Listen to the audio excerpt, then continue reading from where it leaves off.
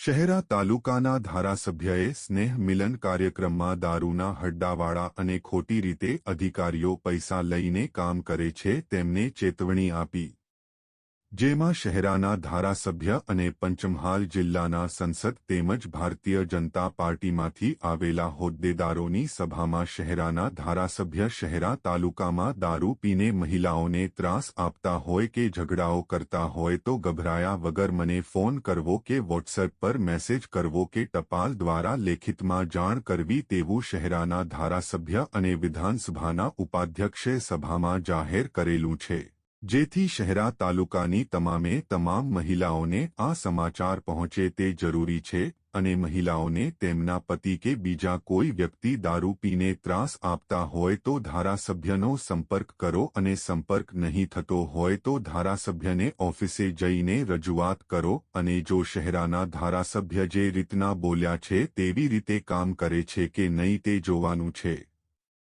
કેમ કે તે કામ કરશે કે ખાલી જાહેરાત જ કરી છે તેવું શહેરા તાલુકામાં દરેક ગામમાં લોકમુખે ચર્ચાઓએ જોર પકડ્યું છે।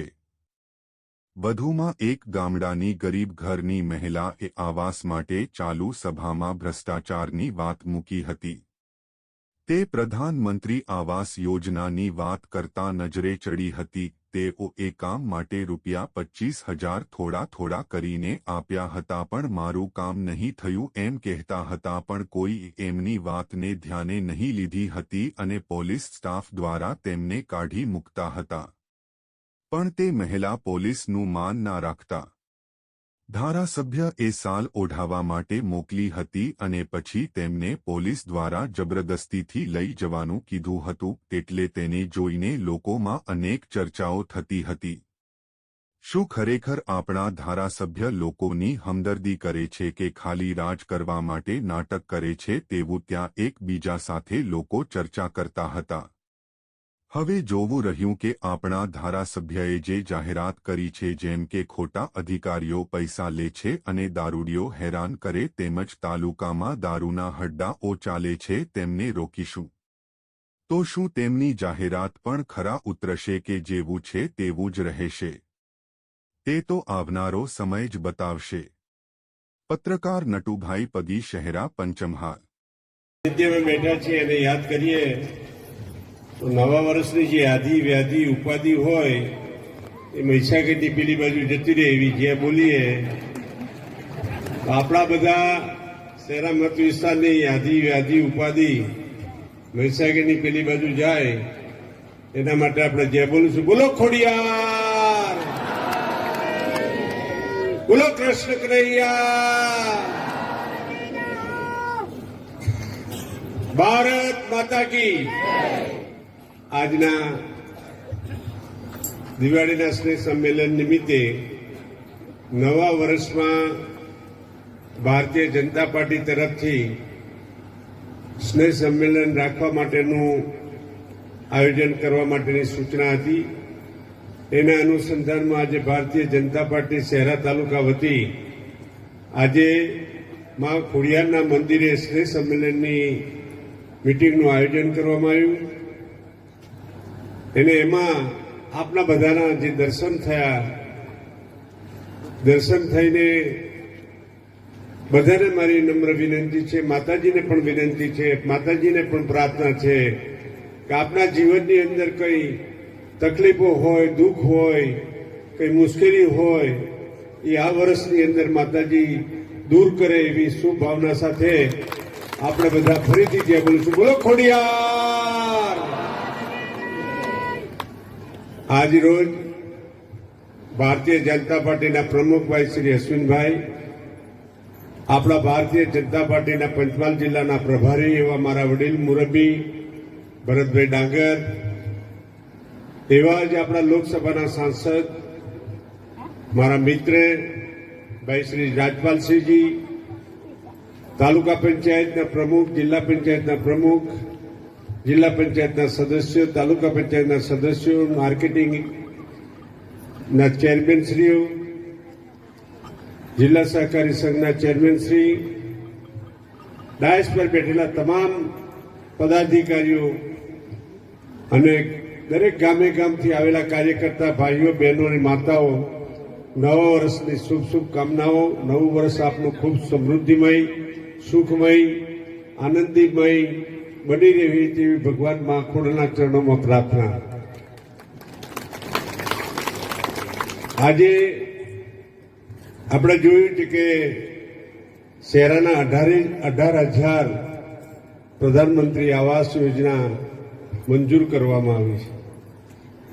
આજે જાહેર મંચ ઉપરથી હું બધાને વિનંતી કરું છું કે જેને મકાનો મળ્યા છે એને એક પણ રૂપિયો કોઈને અધિકારીને આપવાનો નથી. અને કોઈ પણ એક પણ રૂપિયો માગે કે કંઈ પણ તમારી પાસે ખોટા પૈસાની માગણી કરે તો મારી ઓફિસમાં 24 કલાક ઓફિસ ચાલુ છે. મને ફોન કરજો, મારી ઓફિસમાં લેખિતમાં આપી દેજો.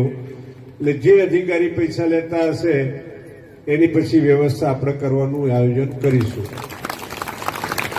આજે તમને ખબર હોય ઘણા બધા મને એમ કે સાહેબ અમારા મકાનો ના આવ્યા, બીજા બધાના આવી ગયા, પૈસા આપ્યા એના આવી ગયા, મારું કપાઈ ગયું, મારું રહી ગયું ને આવી બધી ફરિયાદો કરતા હતા. મને બરાબર યાદ છે, અમારા મગનલાલ અને રણવીરને પણ બરાબર યાદ છે. 1 મહિના સુધી શહેરા તાલુકા પંચાયતનું કામ બધું બંધ કરી અને તમામ કર્મચારીઓને આખા તાલુકાની અંદર કાચા મકાનોથી પાકા મકાનો ન હોય એવા તમામ મકાનોનું સર્વે કરવાનું કામ આપણે મોકલ્યું હતું. અને એ ઓનલાઈન રજીસ્ટ્રેશન કરવાનું હતું. તો આખા ગુજરાતમાં મને લાગે છે કે 41,000 મકાનોનું સર્વે કરીને આપણે જે તે વખત મોકલ્યું હતું. જે પાકા હશે નીકળી જશે હો ભાઈ.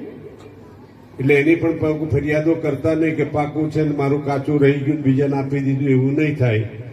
પણ કાચાથી પાકા બનાવવા માટેની સરકારની જે યોજના છે એ યોજનાના અનુરૂપમાં અત્યાર સુધી 17 થી આજે 18,000 મકાનો બાકી છે. ને એક સાથે આ વર્ષે મોદી સાહેબે ત્રીજી વખત દેશના વડાપ્રધાન બનવાથી એમણે 18,000 મકાનોનો ઓર્ડર આપણને એકી સાથે આપવાનો બનાવવા માટેની સૂચના આપી દીધી છે.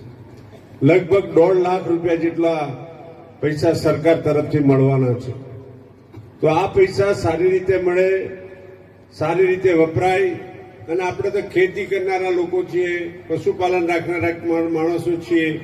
5-10 હજાર રૂપિયા વધારે ખર્ચો કરીને સારી રીતે આપણું મકાન બને, આપણા બાળકો સારી રીતે જીવી શકે, એના માટે અંદર રહી શકે, એના માટે આ મકાનની સરસ સુંદર વ્યવસ્થા કરીને નળિયાવાળું બનાવવું હોય તો બનાવી શકાય છે. ધાબાવાળું બનાવવું એવું જરૂરી નથી. એની અંદર ફોટાને બધું આપ્યું છે એ પ્રમાણે તમારે મકાન બનાવવાનું છે.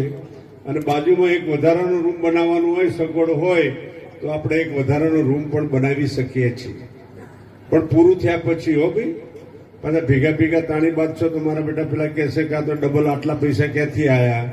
એટલે સરદારનો લાભ, મકાનનો જે પ્રધાનમંત્રીનો લાભ મળવાનો છે નહીં મળે એવા અધિકારીઓ નખરા ના કરે. એના માટે પહેલા આપણને જે નિયમસરનું બાંધકામ કરવા માટેનું આપ્યું છે એના માટે હું તમને બધાને વિનંતી કરું છું કે 18,000 મકાન એકી સાથે આજે બધાના મને લાગે 30,000ના ઓર્ડરના સામે દરેક ઓર્ડરની સામે 30,000 રૂપિયા દરેકના ખાતામાં જમા થઈ ગયા હશે. તે પાયા ખોદવાનું કામ કાલથી શરૂઆત કરજો. નવા વર્ષમાં શુભ શરૂઆત કરીને દરેકને 1.5 લાખ રૂપિયા સુધીની સહાય જે મળવાની છે એના સહાયના પૈસા તમામે તમામ રૂપિયા આપ લો અને સારું મકાન બને અને આપણા બાળકો સાથે આપણા આનંદથી આપણા મકાનમાં રહીએ એવી વ્યવસ્થા ભારતીય જનતા પાર્ટીની સરકાર, નરેન્દ્ર મોદીની સરકાર, ભૂપેન્દ્રભાઈની સરકાર આ વ્યવસ્થા કરી છે. ત્યારે મારે આજે આપને કહેવાનું કે આપણે ઘણી બધી યોજનાઓનો લાભ આપણે શહેરા તાલુકામાં લઈએ છીએ.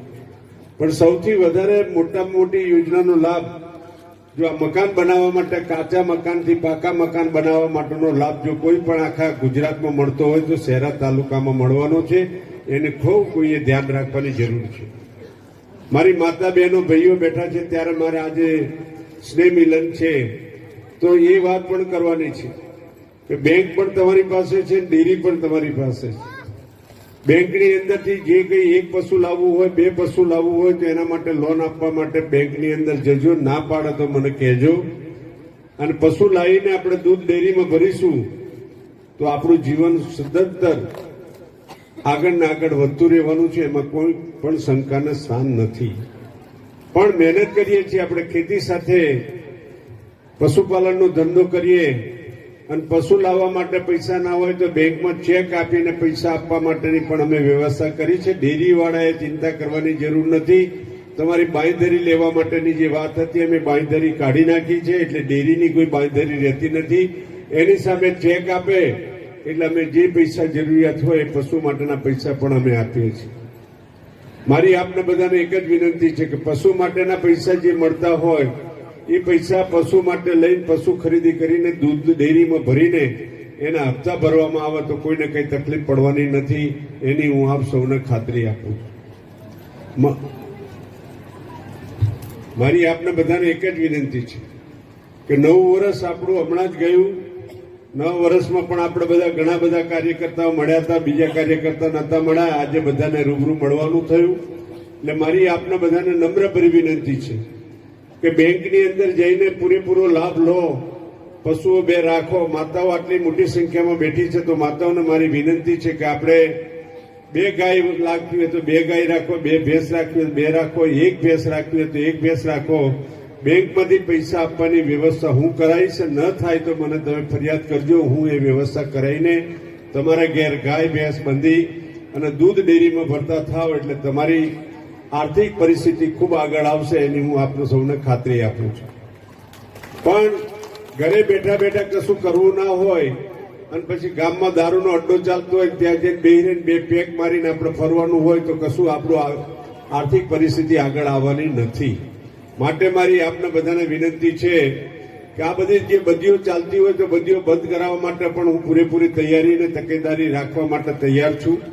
આવું ગામની અંદર કંઈ પણ ચાલતું હોય તો તમે મને ખાલી ફોન કરીને કહેજો, મેસેજ આપજો, વોટ્સઅપ પર મેસેજ કરજો, કાગળ લખજો, પત્ર લખીને જણાવજો કે અહીંયા સાહેબ આવો મોટો દારૂનો અડ્ડો ચાલે છે તો આપણા અડ્ડા બડ્ડા ચલાવવાની જરૂરિયાત નથી. આપણા બાળકો સારી રીતે ભણે, સારી રીતે સ્કૂલમાં જાય અને સારી રીતે અભ્યાસ કરીને ખૂબ આગળ વધે એમના જીવનમાં. એના માટે આપણે વડીલો તરીકે આપણે બધાએ એની ફરજના ભાગરૂપે આપણે કામ કરવાનું છે. આજે હું આપ જાહેર મંચ ઉપરથી કહું છું કે કોઈ પણ માણસ ખોટું કામ કરતો હોય, કોઈ દાદાગીરી કરતો હોય, ખોટી માથાકૂટ કરતો હોય, એવા માણસોને આપણે કોઈ પણ સંજોગોમાં બક્ષવામાં નહીં આવે. એટલે મારી આપને બધાને નમ્રભરી વિનંતી છે કે આપ સૌ આટલો બધો જે પ્રેમ ને લાગણી મારા માટે જે રાખો છો તો હું પણ તમારા માટે જે કંઈ કરવાનું હશે કરવા માટે તૈયાર છું. એમાં તમે કદાચ કોઈ પણ સંજોગોમાં કદાચ કચાશ રાખવામાં નહીં આવે અને તમને પૂરેપૂરી મદદ કરવામાં આવશે. મારા સારા તાલુકાની પ્રજા, મારા મત વિસ્તારની પ્રજા ખૂબ આગળ વધે, ખૂબ પ્રગતિ કરે અને એમના જીવન સ્તર ખૂબ ઊંચા લાવે અને એમની આર્થિક સ્થિતિથી મજબૂત બને એવી મારી શુભકામના. આપે અહીંયા મને બોલાવ્યો, મારું સ્વાગત કર્યું એ બદલ આખા શહેરા તાલુકાના મત વિસ્તારની બહેનો, ભાઈઓ, યુવાન મિત્રો, કાર્યકર્તા મિત્રો, સંગઠનના મિત્રો તમામને ખૂબ ખૂબ આભાર. જય હિન્દ, જય ખુડિયાર. ભારત માતા કી, ભારત માતા કી.